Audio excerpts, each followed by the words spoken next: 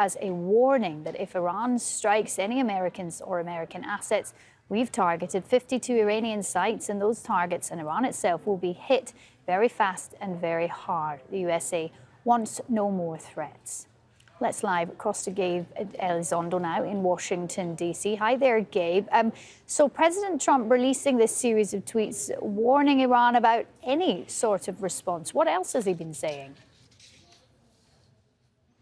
Yeah, this appears to be a president that is consumed at every hour about what Iran might be doing next. And how do we know that? From his Twitter feed. It was just a little after midnight here in Washington time that Trump set out even more threats towards Iran. This just came out in the last hour or two. It said, and I'm going to read part of it, says, the United States just spent $2 trillion on military equipment. We are the biggest and by far the best in the world.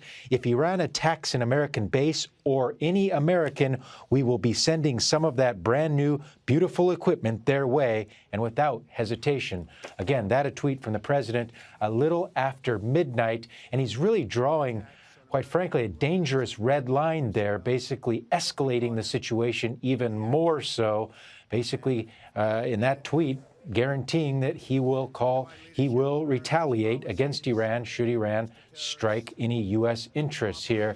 This is a little bit surprising because we've been hearing all day on Saturday from administration officials who are saying they were trying to de-escalate the situation, including Secretary of State Mike Pompeo, who said that was the main priority, was to de-escalate.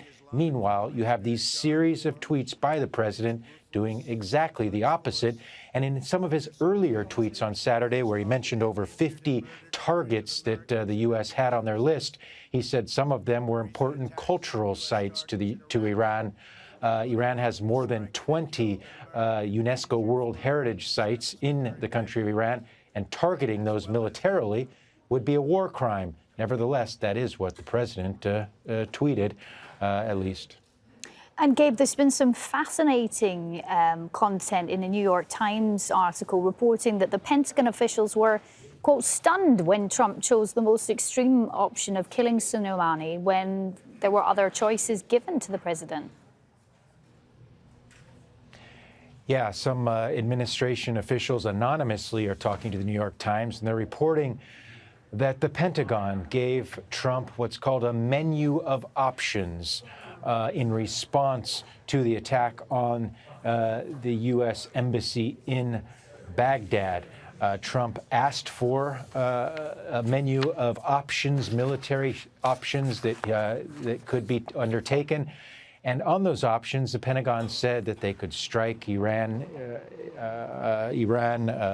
boats or ships. They could strike Iran missile launching places. They could strike some militia, and also said that they could strike directly at Soleimani. Now, when Trump said that is the option he wanted to go with, that apparently shocked the Pentagon. They were not expecting that. They scrambled to get plans in place, and it was Thursday night, according to this report, that Trump ultimately told the Pentagon to assassinate Soleimani. And on Friday, that's exactly what happened. Administration officials are saying that it was, in many ways, an impulsive decision by Trump, or that's how